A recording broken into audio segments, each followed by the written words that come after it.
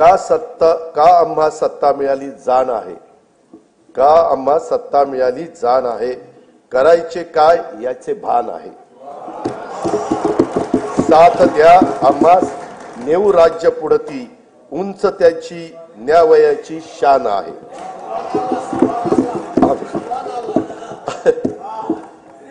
सुभान अल्लाह म्हणायचं नाही, ते शेरशायरीला म्हणायचं।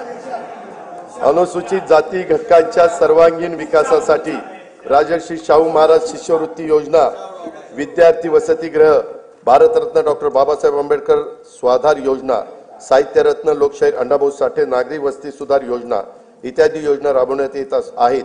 महात्मा फुले मागासवर्गीय विकास महामंडळ, साहित्यरत्न लोकशाहीर अण्णाभाऊ साठे विकास महामंडळ, संत रोहिदास चर्मोद्योग आणि चर्मकार विकास महामंडळाद्वारे देखील अनेक योजना राबवण्यात येत आहेत। अनुसूचित जाती घटक कार्यक्रम तरतुदीमध्ये यावर्षी गेल्या वर्षीच्या तुलनेत 42% एवढी भरीव वाढ करण्यात आलेली आहे। आदिवासी समाजाच्या सर्वांगीण विकासासाठी भारतरत्न डॉक्टर APJ अब्दुल कलाम अमृत आहार योजना, नमो आदिवासी स्मार्ट शाळा अभियान, आदर्श आश्रम शाळा, ठक्कर बाप्पा आदिवासी विकास योजना तसंच पंडित दीनदयाळ उपाध्याय स्वयं योजना आदी कार्यक्रम राबवण्यात येत आहे। आदिवासी घटक कार्यक्रम तरतुदी या वर्षी गेल्या वर्षीच्या तुलनेत 40% एवढा भरीव वाढ करण्यात आलेली आहे। इतर मागासवर्ग, विमुक्त जाती, भटक्या जमाती तसेच विशेष मागास प्रवर्गातील समाजाच्या सर्वांगीण विकासासाठी ऊसतोड कामगारांच्या मुलांसाठी आश्रमशाळा, विद्यानिकेतन, क्रांतिज्योती सावित्रीबाई फुले शिष्यवृत्ती योजना, डॉक्टर पंजाबराव देशमुख वसतिगृह योजना, तांडा वस्तीमुक्त वसाहत योजना आदी कार्यक्रम राबवण्यात येत आहे।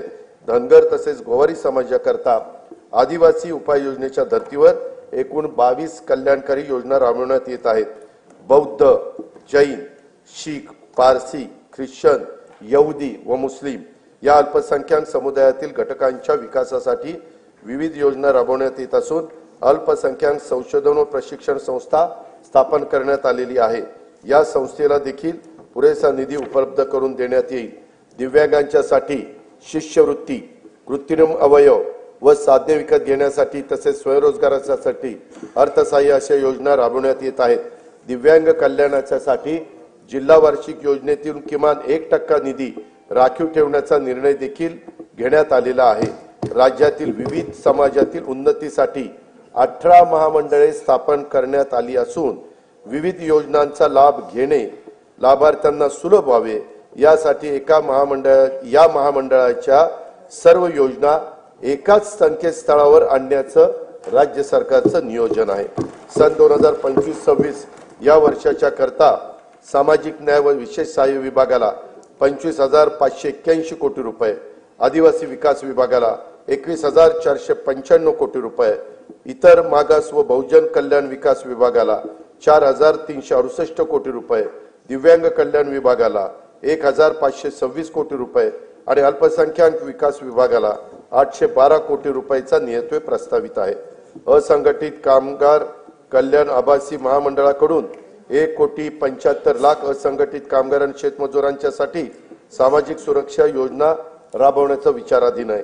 संजय गांधी निराधार योजना, श्रावणबाळ सेवा राज्य निवृत्ती वेतन योजना तसेच अन्य विशेष सहाय्य योजनातील अर्थसहाय्य सर्व लाभार्थींना बँक खात्यात थेट जमा करण्यात येणारे डीबीटी पद्धतीने लेख लाडकी योजनेअंतर्गत 1,13,000 लाभार्थींना थेट लाभ देण्यात आला आहे।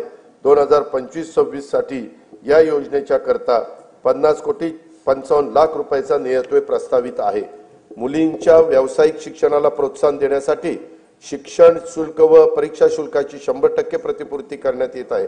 मान्यता प्राप्त उच्च आणि व्यावसायिक अभ्यासक्रमाचे केंद्रीभूत प्रवेश प्रक्रियेद्वारे प्रवेश घेणाऱ्या आणि ज्यांचे कुटुंबाचे वार्षिक उत्पन्न 8 लाख रुपयापेक्षा कमी आहे अशा विद्यार्थ्यांना हा लाभ देण्यात येतो। मुख्यमंत्री माझी लाडकी बहीण योजनेअंतर्गत 2,53,00,000 लाभार्थी महिलांना जुलै 2024 पासून आर्थिक लाभ देण्यात येत आहे। त्यासाठी आतापर्यंत 33,232 कोटी रुपये खर्च झालेला आहे। 2025-26 मध्ये या योजनेच्या करता 36,000 कोटी रुपयाचा नियतव्यय प्रस्तावित आहे।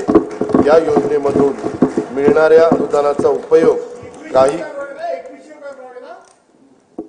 जरा बजेट होऊ द्या ना. काही महिला गटांनी आर्थिक उपक्रमासाठी बीज भांडवल म्हणून केला असून अशा गटांना आणखीन प्रोत्साहन देण्यासाठी विशेष योजना हाती घेण्याचा आमच्या विचाराधीन आहे. दीनदयाळ अंत्योदय योजना राष्ट्रीय ग्रामीण उपजीविका अभियानांतर्गत सुमारे 22 लाख महिलांना लखपती दीदी होण्याचा मान मिळाला आहे. सन 2025-26 मध्ये आणखीन